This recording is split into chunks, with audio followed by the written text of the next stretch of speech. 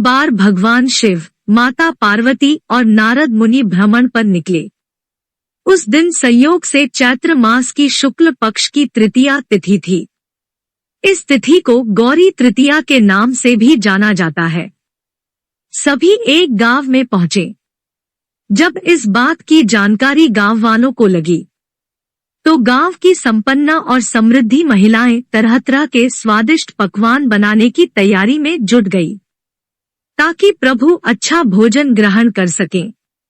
वहीं गरीब परिवारों की महिलाएं पहले से ही उनके पास जो भी साधन थे उनको अर्पित करने के लिए पहुंच गई। ऐसे में उनकी भक्ति भाव से प्रसन्न होकर माता पार्वती ने उन सभी महिलाओं पर सुहाग रस छिड़क दिया। फिर थोड़ी देर में संपन्न परिवार की महिलाएं सोने चांदी से निर्मित उनकी थालियों में तरह तरह के मिष्ठान और पकवान लेकर वहां पहुंची। लेकिन पार्वती माता के पास उनको देने के लिए कुछ नहीं बचा। इस पर भगवान शिव ने माता पार्वती से कहा कि अब आपके पास इन्हें देने के लिए कुछ नहीं बचा, क्योंकि आपने सारा आशीर्वाद गरीब महिलाओं को दे दिया। ऐसे में अब आप क्या करेंगी? पार्वती जी ने उत्तर दिया, प्राणनाथ, आप इसकी चिंता मत कीजिए। उन स्त्रियों को मैंने केवल ऊपरी पदार्थों से बना रस दिया है, इसलिए उनका रस धोती से रहेगा। परंतु मैं इन उच्च कुल की स्त्रियों को अपनी उंगली चीरकर अपने रक्त का सुहाग रस दूंगी। यह सुहाग रस जिसके भाग्य में पड़ेगा वह तनमन से मुझ जैसी सौभाग्यवती हो जाएगी। जब स्त्रियों ने पूजन समाप्त कर दिया तब पार्वती जी ने अपनी उंगली चीरकर खून के छींटों से उन पर अपने आशीर्वाद बांटे। जिस पर जैसा छींटा पड़ा उसने वैसा ही सुहाग पा लिया। इसी दिन चैत्र मास की शुक्ल तृतीया का दिन था। इसके बाद सभी महिलाएं घरों को लौट गई। इसके बाद माता पार्वती ने नदी के तट पर स्नान कर बालू से महादेव की मूर्ति बनाकर उनका पूजन किया। फिर बालू के पकवान बनाकर ही भगवान शिव को भोग लगाया और बालू के 2 कणों को प्रसाद रूप में ग्रहण कर भगवान शिव के पास वापस लौट आई।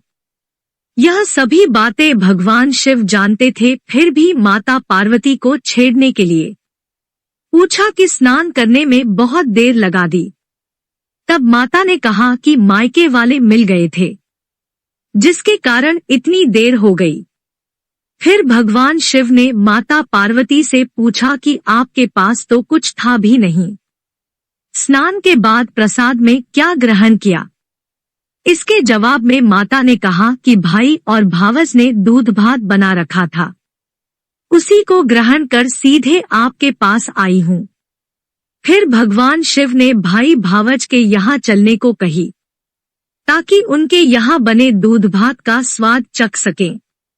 तब माता ने अपने को संकट में फंसे देख मन ही मन भगवान शिव को याद कर अपनी लाज रखने की कही। इसके बाद नारद मुनि को साथ लेते हुए तीनों लोग नदी तट की तरफ चल दिए। वहां पहुंचकर देखा कि एक माया का महल बना हुआ है। उसमें देवी पार्वती के भाई और भावज थे, जहां पर खूब आवभगत हुई। वे 2 दिनों तक वहां रहे। तीसरे दिन पार्वती जी ने शिव से चलने के लिए कहा, पर शिवजी तैयार न हुए। वे अभी और रुकना चाहते थे। तब पार्वती जी रूठकर अकेली ही चल दी। ऐसी हालत में भगवान शिवजी को पार्वती के साथ चलना पड़ा। नारद जी भी साथ साथ चल दिए। चलते चलते वे बहुत दूर निकल आए।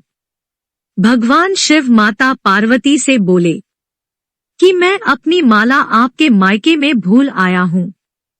माता पार्वती के कहने पर नारद जी वहां से माला लेने के लिए उस जगह दोबारा गए तो वहां पहुंचकर हैरान रह गए, क्योंकि उस जगह चारों तरफ सन्नाटे के अलावा कुछ भी नहीं था।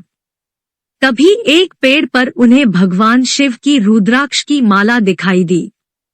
उसे लेकर वे लौट आए और माला देकर बोले, प्रभु यह कैसी माया है जब मैं माला लेने गया तो वहां पर भवन नहीं था, बस जंगल ही जंगल था। एक पेड़ पर माला लटका मिला। तब भगवान शिव ने कहा कि यह सारी माया देवी पार्वती की थी। वे अपने पूजन को गुप्त रखना चाहती थी, इसलिए उन्होंने झूठ बोला और अपने सत के बल पर यह माया रच दी। तब नारद जी ने देवी माता से कहा कि माँ, आप सौभाग्यवती और आदि शक्ति हैं। ऐसे में गुप्त रूप से की गई पूजा ही अधिक शक्तिशाली एवं सार्थक होती है।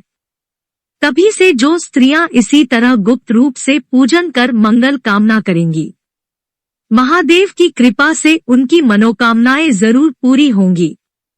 इसी कथा के चलते तभी से गणगौर उपवास को महिलाएं अपने पति से छिपाते हुए करती हैं। तभी से लेकर गणगौर के इस गोपनीय पूजन की परंपरा चली आ रही है। गणगौर महिलाओं का त्योहार माना जाता है, इसलिए गणगौर पर चढ़ाया हुआ प्रसाद पुरुषों को नहीं दिया जाता है। गणगौर के पूजन में प्रावधान है कि जो सिंदूर माता पार्वती को चढ़ाया जाता है, महिलाएं उसे अपनी मांग में सजाती है। शाम को शुभ मुहूर्त में गणगौर को पानी पिलाकर किसी पवित्र सरोवर या कुंड आदि में इनका विसर्जन किया जाता है। गणगौर का त्योहार चैत्र महीने की शुक्ल पक्ष की 30 को मनाया जाता है। यह त्योहार होली के दूसरे दिन से ही शुरू हो जाता है, जो कि 16 दिनों तक मनाया जाता है। माना जाता है कि गणगौर अपने पीहर आती है और फिर पीछे पीछे ईश्वर उन्हें लिवाने आते हैं, और आखिर में चैत्र शुक्ल द्वितीया व तृतीया को गणगौर को अपने ससुराल के लिए विदा किया जाता है। यदि आप ऐसे ही कहानियों को पसंद करते हैं तो कृपया आप मेरे YouTube चैनल कहानियां विद सीमा को सब्सक्राइब, लाइक एंड अपने दोस्तों के साथ शेयर करें। धन्यवाद।